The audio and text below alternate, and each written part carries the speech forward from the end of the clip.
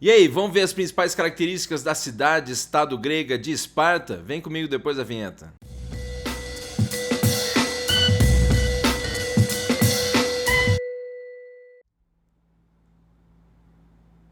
É isso aí, sua louca, seu louco, aqui é o Prof. Elvis do História em Casa nessa ondinha do saber. Lembre que hoje a gente vai ver aí Grécia Antiga, parte 3, analisando o período arcaico e especificamente Esparta. Em outro vídeo a gente estuda aí, né, a cidade-estado de Atenas. Mas antes, é claro, de continuar, por favor, se você ainda não se inscreveu no canal, se você ainda não deu um like no vídeo, então faz isso agora, também ativa o sininho, segue a gente lá no Instagram e no Facebook do Prof. Elvis do História em Casa, além de ouvir o nosso podcast lá no Spotify, não esquece, hein?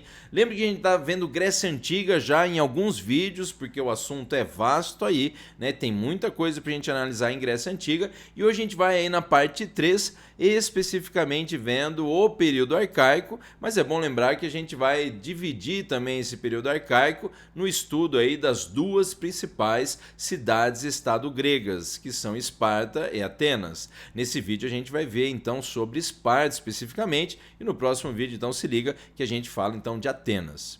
O período arcaico do século 8 a.C. a 6 a.C. é o período lá depois do que a gente estudou, do chamado período homérico, marcado lá pelo estudo ser baseado nos dois poemas atribuídos ao poeta grego cego chamado Homero, que são a Ilíada e a Odisseia, como a gente já viu lá no outro vídeo, não esquece, hein? Mas lembre que esse período arcaico aqui, ele também é marcado por esse processo da segunda diáspora grega, ou que também a gente estudou em outro vídeo, na chamada expansão colonial grega. Lembre que essa expansão colonial grega é o momento então histórico em que os gregos começam a cada vez mais se expandir em direção às ilhas e margens do mar Mediterrâneo. Lembra aí pegando também, né, o sul da Península Itálica, a região lá da Magna Grécia e essas outras então regiões que os gregos vão ocupar nas margens do mar Mediterrâneo. Lembra então esse processo aí, conhecido não só, né, como a expansão colonial grega, eles vão fundar colônias em várias cidades, né, em várias regiões, várias cidades-estados vão ser fundadas aí, né, nos arredores aí, digamos, as margens do mar Mediterrâneo e também aí nas, né, regiões, como falei anteriormente, Península Itálica, pegando um pouquinho ali Península Ibérica também. Lembre que esse processo então pode aparecer para a gente não só como a expansão colonial grega, então quando eles vão se expandir em direção a essas ilhas e margens do mar Mediterrâneo e fundar colônias gregas, que posteriormente vão virar também cidades-estado, mas também, como a gente viu, né, esse processo de expansão colonial grega também é estudado como a segunda diáspora grega, né, o processo então, né, do final lá da desagregação dos gênos, daquelas comunidades que anteriormente a propriedade era coletiva, tudo era de todos, a posse, né, a propriedade da terra era de todos, e aí para um processo de desagregação dos gênos. Lembre que esse momento então aí que a gente tem da transição, né, do período homérico para o período arcaico, ele é marcado por a expansão colonial grega, ele é marcado pela segunda diáspora, a segunda dispersão dos gregos pela região então das ilhas e margens do mar Mediterrâneo. Lembra que a primeira diáspora grega, que a gente já estudou lá em outro, né, vídeo, é também aí no caso associado com uma dispersão, mas aquela dispersão pela Península Balcânica que os gregos vão fazer no momento lá da invasão violenta dos dórios. Lembra que essa expansão colonial grega, ela também é, né, concomitante, acontece ao mesmo tempo que a formação das chamadas cidades-estado gregas. Lembra cidades-estado que tem essa característica aí de autonomia política entre si, basicamente todos, né, eram gregos, falavam grego, né, seguiam a mesma religião e a mesma cultura, mas cada cidade-estado tinha sua forma própria lá de organização política, econômica e social. Até a gente estuda as duas principais, que são Esparta e Atenas. Hoje, né, nesse vídeo aqui agora, a gente foca então em Esparta, no próximo vídeo a gente foca em Atenas, mas essas são as duas principais cidades-estado, até porque elas são as mais importantes, vão acabar meio que influenciando outras, mas você tem cada cidade-estado com suas particularidades. Lembrando que o termo, né, cidade-estado em grego também pode aparecer para a gente no plural como polei, que aí são as cidades-estado, e no singular como polis, Isso lá em grego, por favor, né? Ou também em latim posteriormente. Mas aquela ideia de que você tem, então, é que nem mais ou menos o pessoal aí que estuda numa faculdade, que nem eu estudei na Unesp lá, você fala do campus da Unesp, né, campus da Unesp lá, que eu estudei no campus de Assis. Quando você fala também no plural, você quer falar de todos, né, todas as unidades da Unesp pelo, né, interior, pelo estado de São Paulo e tal, aí você fala os vários campi da Unesp. Tá entendendo? Vê aí, fala pra mim se você tá entendendo, coloca aí nos comentários se você tá entendendo ou não tá entendendo. Lembrando também aí que é importante que geralmente o processo de formação da cidade-estado vem daquela desagregação dos gênos, há uma passagem lá, né, desses gênos que depois vão virar frátrias, depois tribos e depois uma organização aí que vai acabar dando origem a essa cidade-estado.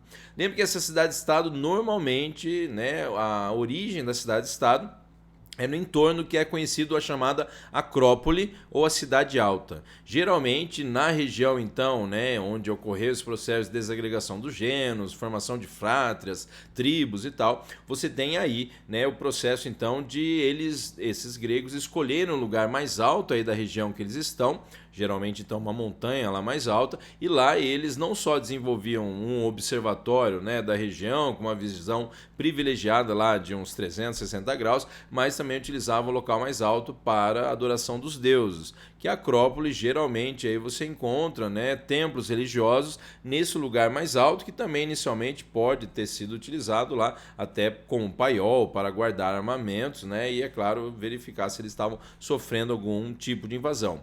Mas é que nem, não sei se você está ligado lá ao caso de Atenas, por exemplo, né, que Atenas tem a Acrópole, então quando você entra na cidade de Atenas, você encontra lá no centro da cidade a Acrópole, a cidade alta, até você vê lá o Partenon, né, o templo lá, as ruínas do templo que temos até hoje do Partenon. E também aí, né, essa ideia então não só da referência central lá, mas como falei também dessa visão privilegiada aí no entorno da cidade-estado, né, o que fazia então a Acrópole basicamente ser o início então, né, da fundação de uma cidade-estado. Lembrando aí, se você não deu um like ainda, né, dá um like, se inscreva aí já, né, ativa o sininho e aproveitar que soltou aqui sozinho e segue a gente lá no Instagram, no Facebook do Prof. Elvis História em Casa e também escuta o nosso podcast no Spotify. Não sei se você viu que eu acabei de errar, se você viu aí, né, tenha um pouco de paciência, porque estamos aqui aprendendo, mas enquanto você aí, né, não sei se está vendo mesmo ou não, você lembra também que além da Acrópole você tinha lá também a Ágora, né? A Ágora que é geralmente aí chamada da praça de mercado. A Ágora que ela seria o local aí onde você tem a maior concentração de pessoas, no sentido que é onde está ocorrendo aí, por exemplo, né, o comércio, onde também, dependendo da cidade, como no caso de Atenas, onde há, né, no momento da democracia, um debate lá mais público sobre, né, a política, você tem também a Ágora, às vezes tendo esse fundo, né, essa função política aí também aparecendo.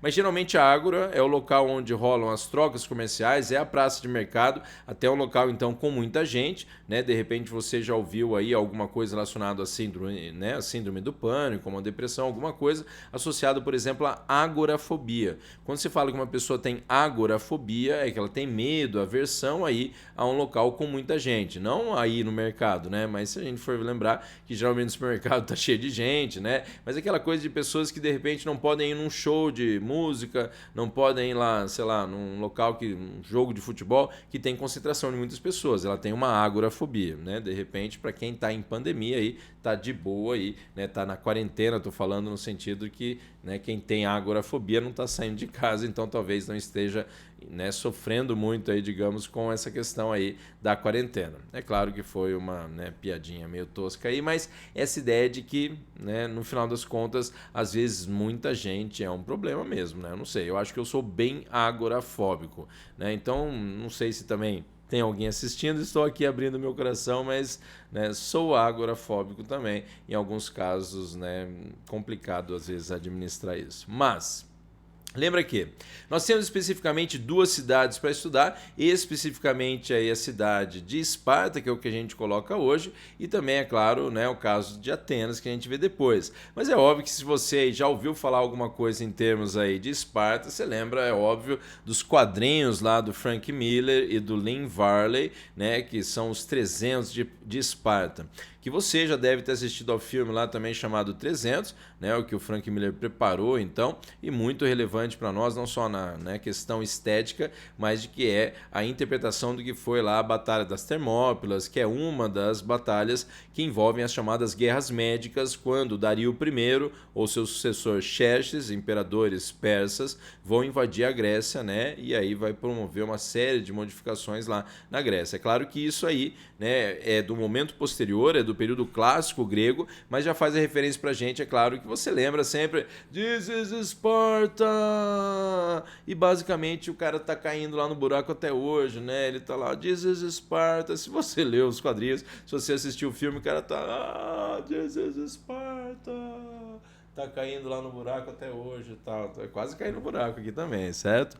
Mas tá aí para vocês então essa referência, se tiver a oportunidade, é claro, não só assista ao filme, mas também leia a história em quadrinhos e aproveitando que então no próximo vídeo aí, vamos ver, será que você quer aí no próximo vídeo que eu fale sobre esses quadrinhos, 300 de Esparta? Falei já né, do Frank Miller lá, que é o Holy Terror, que também aí algumas pessoas, além como no Holy Terror, associaram uma certa islamofobia do Frank Miller, também falam que essa referência aqui, né, dos 300 de Esparta, talvez ele também meio que tenha ferrado aí, né, a questão aí, digamos, dos orientais, né, no sentido de ter colocado os orientais, né, e aí estamos falando dos árabes, né, no momento atual, dos muçulmanos e tal, que eles estariam invadindo também o Ocidente e, segundo alguns aí analistas, de que o Frank Miller teria utilizado isso para meio que também falar mal desse processo de imigrações, ou desse processo aí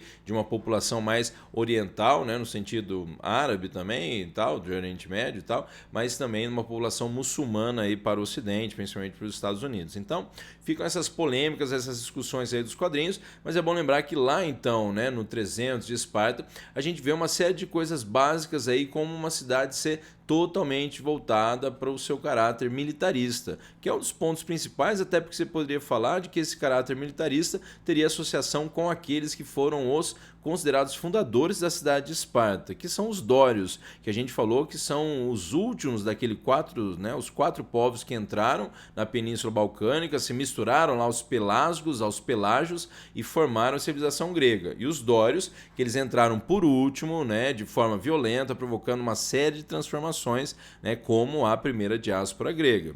Lembre que então essa pegada aí militarista, né, dos espartanos não é só por conta aí dessa, né, situação deles terem sido fundados por povos guerreiros, mas também pode se associar, né, a questão aí dos espartanos morarem numa região que é a Península do Peloponeso, muito mais fértil aí do que outros territórios lá na Grécia, na Península Balcânica. Então, de que eles tiveram também que defender, né, e tal, de forma violenta, esse território mais fértil aí. Por isso, então, reforçar esse caráter militarista, né, de Esparta, que é a ideia de formar os maiores soldados da Grécia. Aquela ideia, por exemplo, lá de ser falado dos chamados, né, os demônios da Lacônia, que eram como eles eram conhecidos também, a região que eles habitavam, sendo a região chamada de Lacônia, que é essa outra coisa também que pode aparecer para vocês, o laconismo. O que é uma pessoa lacônica? Uma pessoa que fala pouco. É aquela coisa do tipo assim, um militar, um guerreiro, né, ele não tem que ficar discutindo ideias filosóficas, ele tem que obedecer a ordem lá do general. Então, se o general falar, olha lá, soldados, aí os soldados, Yahoo! Falei, então, vocês estão vendo lá a espada do inimigo? Yahoo, senhor! Falei, então, eu quero que vocês vão correndo até lá a espada do inimigo e pule de barriga na espada do inimigo. Yahoo! E aí eles iam lá. Né? Claro, eu tô falando absurdo aqui, tal, extremo e tal, mas você acha que entre lá os espartanos tinha alguém que virava e falava, ô general, desculpa aí, mas eu não vou. Eu falei, por quê? Porque eu acho que vai doer isso aí, hein? Eu não vou não. Então não tinha muito isso, por isso a ideia de que o espartano era um povo que falava pouco, né? Era um povo mais lacônico. Isso também é associado ao nome da região que eles habitavam, também é conhecido como Lacônia, e por isso a forma que eles guerreavam violentamente, também eles seriam conhecidos como os demônios da Lacônia. Lembrando aí que nós temos uma outra situação também, que é o processo da educação dos espartanos, voltado então para a formação dos soldados. Você lembra talvez aí até de uma situação meio de eugenia, de seleção aí, né, artificial, digamos, da raça, naquele lance que se uma criança tivesse algum defeito físico aparente, então essa criança era arremessada lá do alto de uma montanha. Isso é claro, né? Estamos falando numa situação aí, num defeito físico aparente. Se fosse uma questão de pessoas que de repente precisavam usar óculos aí, isso só era descoberto mais tarde, né? Quando estavam todos os guerreiros lá lutando lá contra o inimigo ali e o soldado míope estava batendo numa árvore aqui falando: "Ai, mas esse soldado aqui inimigo não, né?" Então tem essa coisa que pode aparecer aí pra gente e que de repente, né, aqueles que tinham, sei lá, problemas visuais óticos não conseguiam, só seriam descobertos mais tarde. Mas essa questão aí de que depois que a criança, né, ela aprendia essa vida dura aí, isso estamos, né, dando alguns saltos, mas se a criança então ela sobrevivia a esse exame, ela então era, entre aspas, não muito, né, cuidada aí pela, né, entre aspas, era cuidada pela sua mãe, que meio que deixava então ele, né, não só aí descalço, mas fala-se muito aí, às vezes pelado também, né, para a criança acostumar com o frio aí, com o solo rochoso lá da Península Balcânica. Então, entre aspas, a família, a mãe, cuidava das crianças até os 7 anos de idade. Estamos falando mais dos meninos, mas as meninas também recebiam treinamento físico, parece que uma luta corporal, mais ou menos como se fosse um boxe, por exemplo, né? Então, essa ideia de que elas também tinham um preparo físico, até porque elas eram vistas como geradores de novos soldados para Esparta.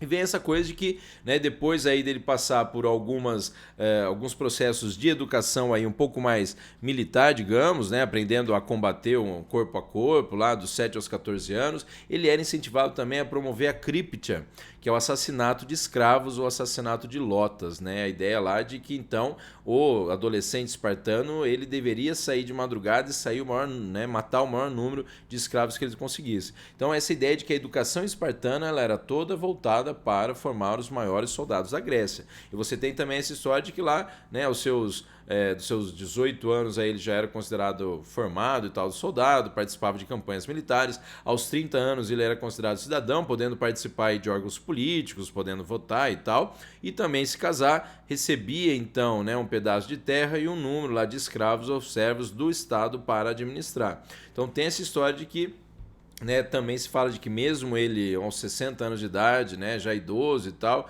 já tendo se aposentado do exército, o soldado espartano, ele era obrigado, o militar espartano era obrigado a fazer as refeições, né, alguns falam das 3 refeições diárias, juntos com os soldados mais novos, para justamente manter vivo, né, essas histórias e tal de combate, de honradez e tal, entre os militares. Então lembra que a críptia, ela é considerada esse, né, treino aí para os adolescentes saírem assassinando escravos, em alguns casos também considerado uma espécie de prova de formatura para o adolescente, então, né, ser considerado formado então como militar, como soldado. E o que é interessante também se lembrar é que o caso de Esparta envolve para nós uma sociedade extremamente, né, centrada nessa elite que era o chamado espartano, ou esparciata, ou espartiata. Os espartanos que eram considerados descendentes diretos dos dórios e por isso então eles eram considerados a elite dessa, né, cidade, considerados os fundadores da cidade também. Grandes proprietários de terras, e é aí que vem essa história de que eles eram os únicos com direitos políticos. Nós veremos que na política, né, em termos de economia, claro, tem agricultura que é feita lá por camponeses, como a gente vai falar, por indivíduos livres ou, né, escravos, mas o espartano ele era voltado para a guerra, então não era o cara, o espartano é artesão, o espartano é lavrador, é agricultor, não, o espartano é guerreiro. Então tem essa história de que essa parte de economia tinha agricultura e tudo mais, mas não eram necessariamente eles que produziam, e sim aí escravos ou servos, ou como nós veremos, indivíduos livres. Então tem essa história de que eles são a elite política, econômica, social, se poderia falar. E também é bom lembrar de que essa galera era, né, a elite menor parcela da sociedade também. O que a gente vai reforçar que na política era um regime oligárquico, um regime de poucas pessoas no poder, não só porque poucos tinham direitos políticos, mas também porque veremos que quem manda mesmo era um órgão lá com poucas pessoas. Além dos espartanos, você tem lá os chamados periecos, que são aqueles que moravam na periferia da cidade, então não especificamente moravam em Esparta, trabalhavam lá na cidade de Esparta, como falei, não só na questão da agricultura, mas também no comércio, artesanato, que eram consideradas atividades de segunda classe pelos espartanos. E eles eram cidadãos, né, desculpa, eles eram livres, cidadãos não, porque só os espartanos eram cidadãos. Eles eram livres, então. É bom se lembrar aí de que esse pessoal seria descendente dos povos que, quando os dórios invadiram, os povos lá que não resistiram à invasão dos dórios acabaram então ficando livres, sem direitos políticos, então não eram cidadãos, né? E enquanto que só os espartanos são cidadãos, para reforçar aí, mas eles então tinham sua liberdade, coisa que não aparecia, por exemplo, para a galera conhecida aí como os ilotas. Os ilotas pode variar para a gente aí, não só povos que eram descendentes daqueles povos que lá quando da invasão dos dórios lutaram contra os dórios, né, tentaram impedir a invasão dos dórios, mas também pode aparecer essa ideia de escravos pertencentes ao Estado, prisioneiros de guerra, então escravo por guerra, não necessariamente por dívida, só que alguns historiadores também consideram ilotas em algumas situações como servos. Então toma cuidado, que às vezes no vestibular e tal, fica muito esperto, mas ilota, no geral, ele aparece como escravo, mas em alguns casos pode ser visto como meio um trabalhador compulsório ali, como um servo, né, que deve uma obediência ao espartano, mas que não necessariamente ele era um escravo na acepção da palavra, como um prisioneiro de guerra ou algo do tipo. Então, predomina essa visão de que ele era um escravo, mas, né, também pode aparecer essa orientação assim dele ser visto como um servo. E lembrando aquilo que eu falei, né, de que era pertencente do Estado, né, pertencia ao Estado aí esse escravo. Então essa história de que não é aí uma propriedade privada, o escravo, como é no caso de Atenas, o escravo não é seu, o escravo é do Estado. Então o Estado te empresta, digamos, te fornece uns escravos, se o Estado precisar desses escravos, ele pega, utiliza e depois devolve para você. Não às vezes o mesmo, né, claro que acaba ocorrendo a morte, às vezes de algum e tal. Mas o que nós temos então é que na sociedade, né, os espartanos são a elite e na política também eles são elite, porque eles são os únicos com direitos políticos, então, que é aí que nós vemos. Na política, os espartanos eles vão seguir o que teria sido há muito tempo atrás lá criado por um cargo, né, um cara chamado Licurgo, aí que teria sido a Constituição então de Esparta. Então, Constituição entre aspas, porque ela não foi escrita, né, mas o Licurgo lá, ele organizou então a estrutura de órgãos políticos, como já vou falar para vocês, né, há muito tempo. Então ele virou e falou: "Olha, gente, vou dar uma volta aí pela Península Balcânica e já venho, hein?" Pô, não voltou até agora, hein, cara? Mas vem a ideia também de que Esparta, diferente de Atenas, não teve uma evolução política, de que Esparta basicamente ficou na fase do regime oligárquico, né? Então você tem aquela coisa de uma monarquia, depois uma oligarquia, né? A Esparta ficou na oligarquia, Atenas não, Atenas vai passar ainda por uma tirania, vai passar até por uma democracia. Que é aí que você tem então de que quem teria organizado toda essa estrutura de poder, né, de órgãos políticos em Esparta, teria sido aí o Licurgo, por isso essa constituição atribuída a ele. Temos aí então essa ideia de um regime oligárquico no sentido de que são poucas pessoas que têm direitos políticos e são também poucas pessoas que participam dos órgãos políticos que são limitados, né, em termos de quantidade, como nós veremos. Mas pode aparecer para vocês de que existia um regime não só oligárquico, mas uma diarquia. Daí você fala: o que é isso aí? Uma coisa é você falar de poucas pessoas no poder ou poucas pessoas com voto, outra coisa é você falar da existência em Atenas de dois reis. Um rei que cuidava mais de assuntos da religião, assuntos externos, e outro rei que era mais responsável pela guerra. Então ficar esperto aí de que você tenha essa ideia de que o regime ele é oligárquico, são poucas pessoas no poder, mas dois reis, né, eles vão então cuidar de assuntos como religião e guerra. Só que é bom lembrar que eles não são vistos como os mais poderosos. Se você lembra lá do This is Sparta, do 300 lá, o Leônidas foi pedir lá pro pessoal mais velho, lá subiu uma montanha lá, para pedir pros caras se ele podia, né, contra-atacar ou atacar lá os persas, e esses caras não deixaram. Então lembre que na verdade você tem dois reis, um cuidando de assuntos religiosos ou assuntos aí, digamos, externos, de uma, né, tipo um embaixador, algo assim, e um outro mais responsável pela questão da guerra, por exemplo. Só que lembra que na verdade aí nós temos dois órgãos políticos, né? No caso, um é chamado gerúsia, que aí envolve aquilo que a gente já falou num outro vídeo também, a palavra geros, que quer dizer idoso ou ancião. Então a gerúsia é um conselho de anciãos. Geralmente, então, né, os espartanos com mais de 60 anos, então 28 espartanos com mais de 60 anos, criavam as leis em Esparta. Lembra que esses caras criavam leis orais, não eram leis escritas. Além da Jerusa, existia também a Ápila, considerada uma assembleia de cidadãos. Na verdade, de novo, quem é cidadão? Espartano com mais de 30 anos. Tá aí para vocês, espartano com mais de 30 anos, então participava dessa Assembleia de Cidadãos, que notem, não tem um número específico e tal pra gente, então todos os espartanos com mais de 30 anos, né? Aí por que eu reforcei isso? Mulher tinha direito político e tal? Não tinha direito político, como em Atenas também não tinha direito político. Só que em Esparta, como já falei, a mulher era um pouco melhor vista, mais respeitada e às vezes em alguns, né, pés de igualdade com o homem em poder de decisão e tal, num cenário lá de um casal, algo do tipo, né? Mas também essa coisa se fala da, né, exaltação aí das mulheres e tal, da reverência das mulheres, né, às mulheres nessa sociedade, porque elas eram vistas como geradoras de novos soldados espartanos. Até tem aquela história que fala que quando os homens estavam em campanhas militares, né, os seus maridos estavam em campanhas militares, elas tinham que manter relações sexuais com outros homens para dar novos soldados a Esparta. Então vai essa, né, referência para vocês também. Então a Jerusa cria as leis orais e a Ápila as vota.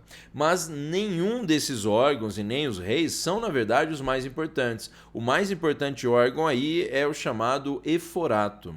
O eforato aí ele era composto por 5 membros, 5 éforos, que eram os responsáveis pela administração da cidade. E esse é considerado o órgão mais importante, que é aí que vem aquela coisa. Quando Leônidas sobe lá para pedir lá para aqueles caras, tudo e tal, para ver se eles podiam lá ir atacar os persas, na verdade ele está indo lá no eforato, que é o órgão político mais importante de Esparta. Por isso que a gente reforça 5 pessoas, poucos, né? Então, oligarquia. Então, é uma oligarquia não só porque só os espartanos têm direitos políticos, mas também porque é só esse eforato que, se for ver, né, concentra poderes, é o órgão mais importante. Tudo bem?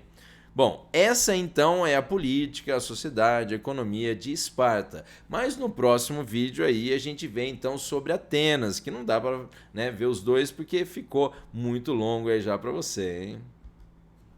E é isso aí, esquece aí de, é claro, antes de você ir embora, se você ainda não deu o seu like, por favor, já dá o like no vídeo aí, já ativa o sininho, se inscreva no canal, segue a gente também lá no Instagram e no Facebook do Prof. Elvis História em Casa, além de ouvir o nosso podcast lá no Spotify. Não esquece de compartilhar e deixe seu comentário aí também, quero só ver se você está escutando as coisas que eu estou falando, quero ver se você viu as coisas aqui. Valeu, até mais, até a próxima aula aí do Prof. Elvis História em Casa, valeu!